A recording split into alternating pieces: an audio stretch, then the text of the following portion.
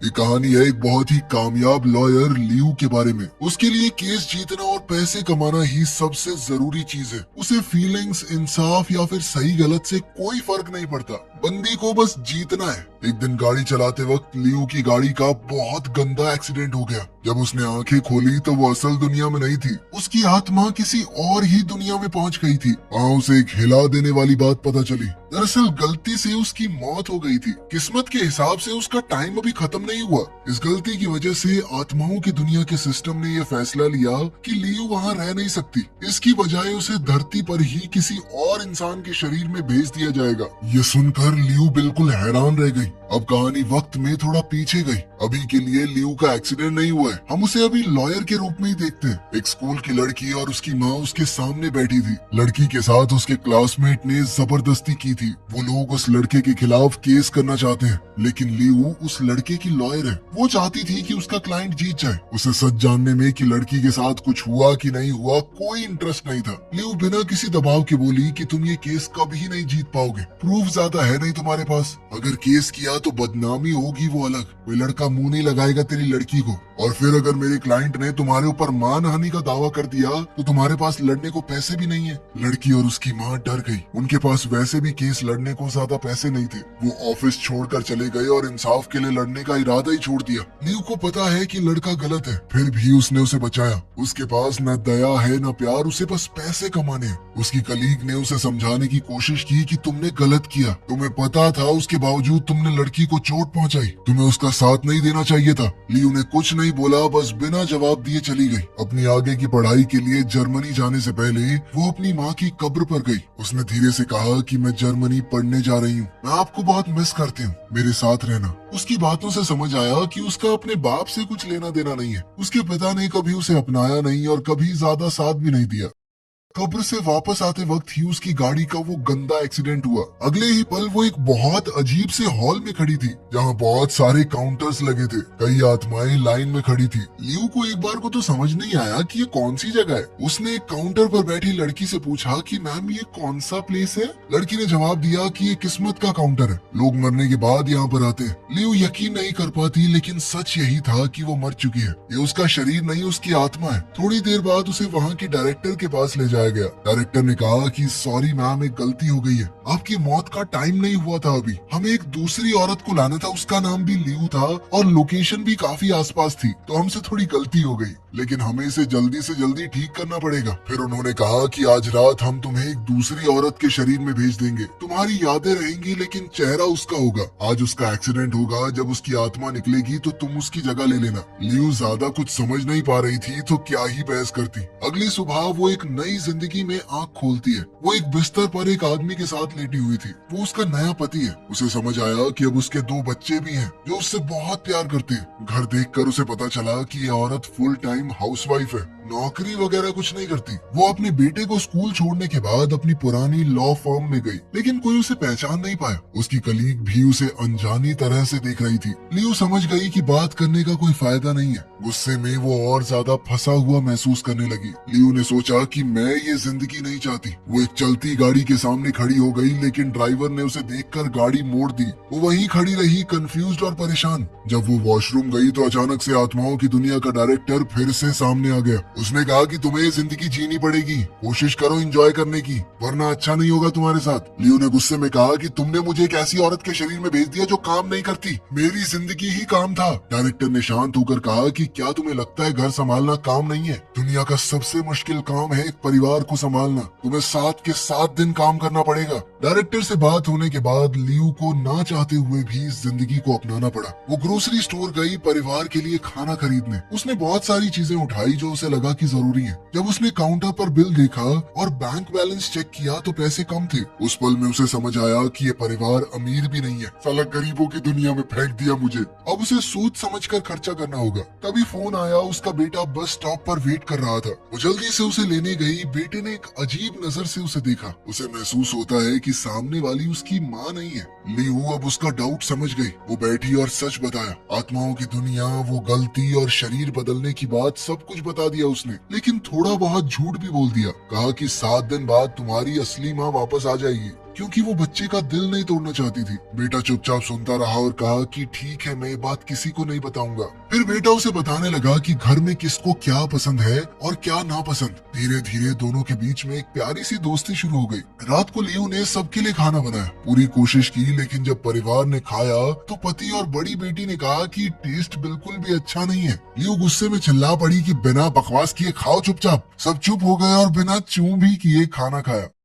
रात को बेडरूम में पति ने कहा कि उन्हें जल्दी ही एक पार्टी में जाना है। लियो खुश होकर बोली कि मैं पार्टी के लिए नई ड्रेस खरीदना चाहती हूँ। ये सुनकर पति हैरान हो गया, क्योंकि उसकी पत्नी कभी भी अपने ऊपर पैसे खर्च नहीं करती थी। फिर भी उसने कहा कि ठीक है, एक ड्रेस ले लो। बाद में वो अपनी पत्नी के करीब आने की कोशिश करने लगा, लेकिन इससे लियो थोड़ी अनकंफर्टेबल हो गई। उसने बहाने बना दिए कि मुझे थोड़ा ठीक नहीं लग रहा, कहीं मेरी बीमारी आपको ना लग जाए। आखिर में वो लिविंग रूम में सोफे पर जाकर सो गई। अगली सुबह वो बेटे के साथ फिर से ग्रोसरी स्टोर पर गई। इस बार उसने सबकी पसंद की सब्जियां और चीजें खरीदी। रात को जब पति काम से घर आया, उसने देखा कि लियो ने सिर्फ अपनी ड्रेस नहीं बल्कि उसके लिए भी महंगे कपड़े खरीद लिए थे। प्राइस टैग देखकर उसकी आंखें खुल गई। उसे समझ नहीं आया कि उसकी पत्नी को हो क्या गया है। जो औरत हर पैसा बचाती थी वो बिना सोचे खर्च कर रही है। वो शांत होकर बोला कि हम ये पैसे बच्चों के फ्यूचर के लिए जोड़ रहे हैं। लेकिन लियो ने कहा कि अगर हम कभी एंजॉय ही ना करें तो पैसे कमाने का क्या फायदा। ये सुनकर पति उदास और परेशान हो गया। वो घर छोड़कर ऑफिस चला गया ओवर टाइम काम करने के लिए, ताकि जो एक्स्ट्रा पैसे खर्च हुए हैं वो दोबारा जोड़ सके। उसे घर से जाता देख लियो को गिल्ट और उदासी महसूस हुई। इसीलिए वो एक बार में गई और ड्रिंक ऑर्डर की। जब वो वहाँ बैठी हुई थी तब एक औरत उसके पास आई। वो दरअसल इस शरीर की पुरानी मालकिन को जानती है और उसने समझा कि लियो वही औरत है। वो उसके पास बैठ गई और बोली कि मुझे तुम्हारा परिवार बहुत बढ़िया लगता है। तुम और तुम्हारे हस्बैंड सब कुछ मिलकर संभालते हो। तुम सभी बहुत खूबसूरत हो। तुम्हारे परिवार को देखकर मुझे उम्मीद मिलती है। ये बातें लियो के दिल को छू गई। पहली बार उसे केस जीतने पर नहीं बल्कि एक प्यार भरे घर का हिस्सा होने पर गर्व महसूस हो रहा था। वो जब बाहर से निकली तो उसके अंदर एक नया एहसास था। घर जाते वक्त उसने अपनी बेटी को एक लड़के के साथ देखा। दोनों किस करने ही वाले थे, लेकिन लियो तुरंत बीच में आ गई। बेटी डर गई, लेकिन लियो चिल्लाई नहीं, उसने प्यार से बात की। उसने कहा कि बॉयफ्रेंड होना गलत नहीं है, लेकिन इस उम्र में ऐसी चीजें नहीं करनी। अभी पढ़ाई ज्यादा जरूरी है। और तुमने मुझे अपने बॉयफ्रेंड के बारे में बताया क्यों नहीं? बेटी ने सोचा था कि गुस्सा और सजा मिलेगी, लेकिन उसे समझ और प्यार मिला। उसकी आंखें नम हो गई। उसने कहा कि आज से मैं आपको सब कुछ बताऊंगी। धीरे धीरे हर बीतते दिन के साथ लियो का दिल भी बदलने लगा। वो अपने बच्चों के और करीब आने लगी। उस रात आत्माओं की दुनिया का डायरेक्टर फिर से आया। उसने मुस्कुराकर कहा, तो अब कैसा लग रहा है? क्या अब भी तुम अपनी जिंदगी से नफरत करती हो? लियो ने गहरी सांस ली और सच बोला, ये जिंदगी उतनी भी बुरी नहीं है जितनी मैंने सोची थी। घर संभालना बेकार नहीं है, ये एक बहुत जरूरी चीज है और लोग जितना आसान समझते हैं उतना आसान तो बिल्कुल भी नहीं है। ये सुनते ही डायरेक्टर गायब हो गया। लियो चुपचाप बैठी और टीवी पर अपनी शादी का वीडियो देखा। उसने देखा कि उसका पति मुस्कुरा रहा था, हंस रहा था, अपनी पत्नी को प्यार से देख रहा था। उसने अपनी आंखों से वो सारे वादे देखे जो उन्होंने एक दूसरे से किए थे। वीडियो देखते देखते उसके अंदर एक नया एहसास पैदा हुआ। अपनी जिंदगी में पहली बार उसे प्यार चाहिए था। उसे एक सच्ची शादी चाहिए, सिर्फ नाम का रिश्ता नहीं। वीडियो देखते देखते वो सोफे पर सो गई। थोड़ी देर बाद उसका पति काम से घर आया। उसने उसे प्यार से उठाया और बिस्तर पर लिटा दिया।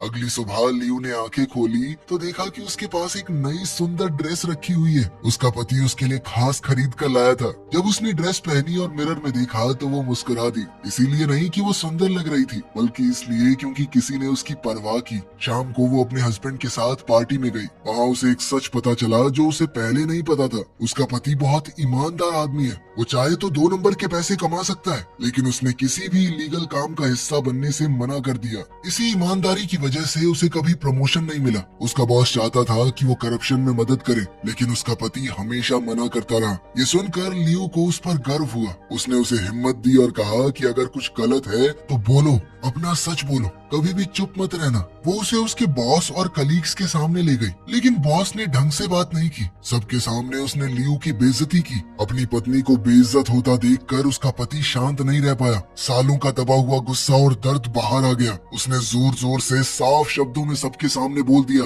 अबे चुप हो जा, 2 नंबर की कमाई खाता है तू, नीच कहीं के। सबने सच सुन लिया। बॉस शर्मिंदा और गुस्से में पार्टी छोड़कर चला गया। पहली बार लियू के पति को हल्का महसूस हुआ। अब वो अच्छा महसूस कर रहा था और उसे पता था कि ये हिम्मत लियू से मिली है। इस घटना के बाद दोनों ने साथ में कुछ अच्छा वक्त बिताया। उन्होंने सैर की, हंसे और रात को एक असली कपल की तरह एंजॉय किया। बाद में जब वो घर लौटकर अपने कमरे में गए, अचानक बेटी के कमरे से रोने की आवाज आई। दोनों भागकर वहां गए और देखा कि बेटी के चेहरे पर चोट का निशान है। लियू ने अपने पति से कहा कि आप बाहर जाइए, मैं अकेले में बात करूंगी। जैसे ही वो बाहर गया, बेटी जोर से रो पड़ी। उसने सच बोला कि मेरे बॉयफ्रेंड ने मुझे जबरदस्ती पकड़ने की कोशिश की। जब मैंने मना किया तो उसने मुझे मारा। लेकिन उसके पति ने भी सब कुछ सुन लिया। उसका दिल टूट गया और गुस्से से भर गया। वो चुपचाप घर से निकल गया। उसी रात वो लड़के के घर गया और उसे बहुत मारा। अगले दिन लड़के की फैमिली ने पुलिस कंप्लेंट की, जिसके बाद लियू और उसके पति को पुलिस स्टेशन जाना पड़ा। वहाँ पर लड़का अपने परिवार और एक महंगे लॉयर के साथ बैठा है।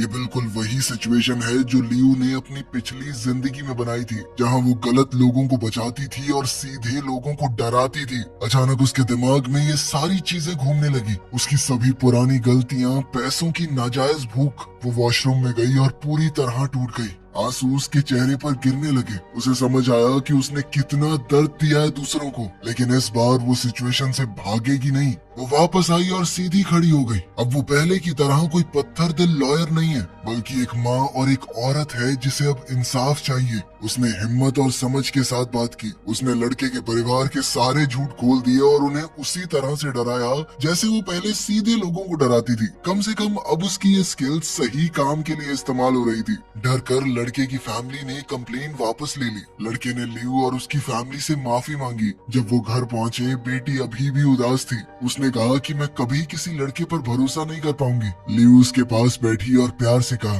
तुम एक गलत इंसान से मिली हो, इसका मतलब ये नहीं कि दुनिया के सारे मर्द बुरे हैं। एक बुरे इंसान की वजह से अपने दिल को सख्त मत करो। बेटी ने चुपचाप सुना और उसे गले लगा लिया। दिन ब दिन घर का माहौल बहुत प्यारा होता गया। उसका पति ज्यादा हंसने लगा, बेटा उसके पास रहने लगा, बेटी खुलकर सारी बातें करने लगी। घर एकदम जिंदा, प्यार से भरा हुआ लगने लगा। पहली बार अपनी जिंदगी में लियू ने वो महसूस किया जो उसे कभी नहीं मिला, प्यार, परिवार, अपनापन और खुशी। अब वो सिर्फ सांस नहीं ले रही, सच में जी रही थी। अगली सुबह जब लियू अपने बेटे को स्कूल छोड़ने जा रही थी, तभी अचानक कुछ चौंका देने वाला हुआ। उसका बेटा तेज तेज पलके झपकाने लगा और अपनी आंखें पकड़ ली। फिर वो कहने लगा कि मुझे कुछ दिखाई नहीं दे रहा। उसकी आंखों की रोशनी पूरी तरह चली गई। लियू के अंदर डर बढ़ने लगा। वो उसे तुरंत हॉस्पिटल ले गई। डॉक्टर ने ध्यान से चेक किया और थोड़ी देर बाद डॉक्टर ने लियू की तरफ देखा और बताया कि उसकी आंखों का कॉर्निया खराब हो गया है। अगर अभी ऑपरेशन नहीं किया तो लड़का हमेशा के लिए अंधा हो सकता है। ये सुनकर लियू जाम सी हो गई। उसे डर, दर्द और बेहद बेबस महसूस हुआ, लेकिन उसने खुद को जैसे तैसे संभाला। उसने डॉक्टर से कहा कि ऑपरेशन शुरू कर दीजिए। कुछ घंटों बाद ऑपरेशन खत्म हुआ। डॉक्टर ने आकर बताया कि पेशेंट की आंखें बच गई हैं। लियू ने सुकून की सांस ली और उसकी आंखों से आंसू गिरने लगे।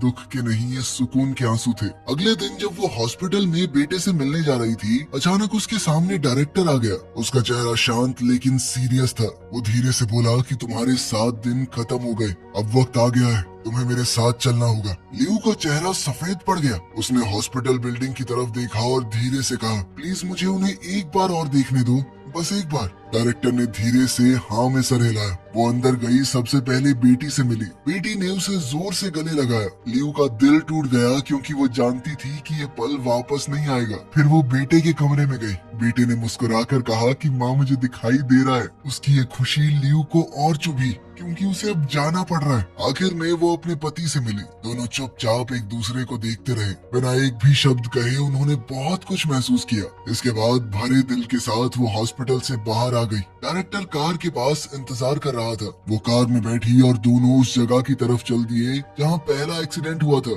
वही जगह जहाँ से सब कुछ शुरू हुआ था। रास्ते में डायरेक्टर ने एक बाप की तरह प्यार से बोला, मैं तुम्हारे पिता को जानता हूँ, उसे भी तुम्हें और तुम्हारी माँ को छोड़ने का पछतावा है। वो माफी मांगना चाहता था लेकिन उसकी जिंदगी खत्म हो गई। लियो चुपचाप सुनती रही, उसकी आंखें आंसुओं से भरी हुई थी। डायरेक्टर फिर से बोला, तुमने सालों से दिल में गुस्सा रखा है, अगर हो सके तो उसे छोड़ दो। तुम्हारा बाप मरते दम तक माफी मांगने का मौका ढूंढता रहा, अगर उसे मौका मिलता वो वापस आ जाता। खैर जैसे ही वो कार एक्सीडेंट वाली जगह पहुंचे, अचानक एक और टक्कर हुई। शीशा टूट गया, लोहा मुड़ गया और दुनिया अंधेरी हो गई। जब लियो ने आंखें खोली वो हॉस्पिटल बेड पर लेटी हुई थी। वो जिंदा है लेकिन सब कुछ अलग अलग सा लग रहा था। उसे अपना परिवार, प्यार, हंसी, दर्द सब कुछ याद था। पिछले हफ्ते का हर दिन एकदम सच लग रहा था। वो तुरंत उठी और उस हॉस्पिटल में गई जहाँ बेटे का ऑपरेशन हुआ है। लेकिन रिसेप्शनिस्ट कंप्यूटर चेक करके बोला कि इस नाम के किसी बच्चे की आंख का ऑपरेशन नहीं हुआ यहाँ पर। लियो का चेहरा ठंडा पड़ गया। अब वो उस घर की तरफ भागी जहाँ वो 7 दिन से रह रही थी।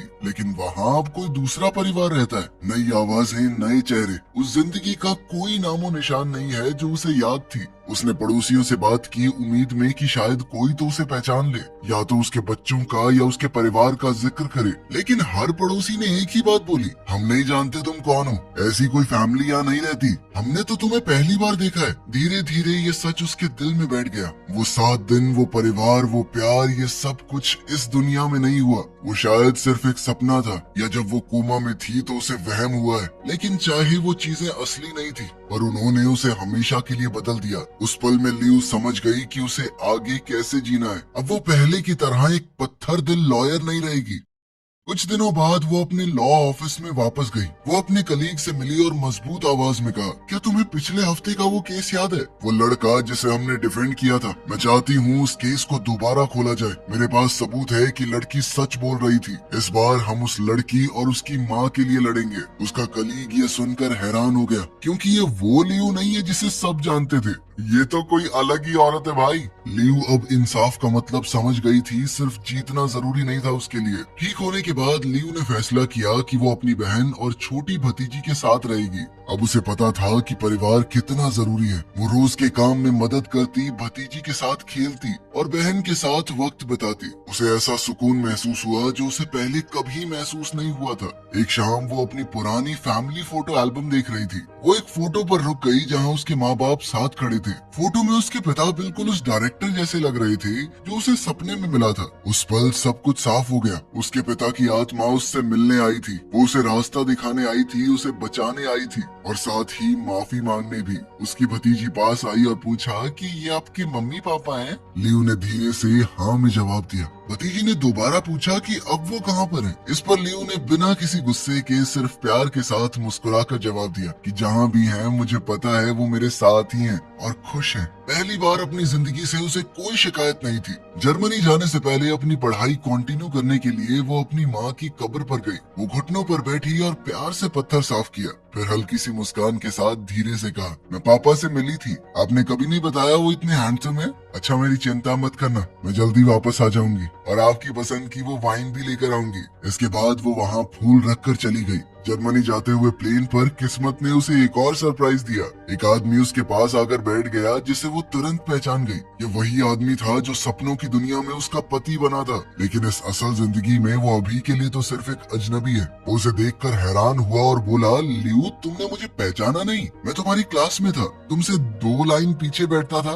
बातों बातों में लड़के ने बताया कि मैं तुम्हें बहुत पसंद करता था, तब याद है एक बार प्रपोज भी किया था। लियो मुस्कुराई। उसे याद आया कि वो कितनी खड़ूस थी, सबसे दूर अपना अकेले रहती थी बस। जब दोनों एक दूसरे से बात करने लगे तो लड़के ने बड़ी ईमानदारी से बताया कि मैंने एक बिजनेस शुरू किया लेकिन वो फेल हो गया। अब मैं एक कंपनी में काम करता हूँ। लेकिन अब लियो को पैसों से कुछ खास मतलब नहीं था। लियो को दिख गया कि ये लड़का बिल्कुल वैसा ही है, ईमानदारी से भरा हुआ, और अपनी सपनों की दुनिया में तो वो वैसे ही उसे पति मान चुकी थी। अब लियो ने मुस्कुराकर धीरे से पूछा, तुम्हारे बच्चे कैसे हैं? वो हंसा और बोला, बच्चे? मेरी तो अभी शादी भी नहीं हुई। लियो भी हंस पड़ी। अब उसे सब कुछ समझ आ गया था। वो बच्चे जिन्हें उसने प्यार किया, गले लगाया, बचाया, वो सिर्फ कल्पना नहीं थी, वो उसका फ्यूचर था। वो उन दोनों के होने वाले बच्चे हैं। लियो ने धीरे से पूछा कि क्या मैं तुम्हारा नंबर ले सकती हूँ? और उस पल में उसने घबराहट को नहीं, प्यार को चुना। वीडियो पसंद आई तो लाइक कर देना, चैनल को सब्सक्राइब कर लेना। मिलते हैं अगली वीडियो में।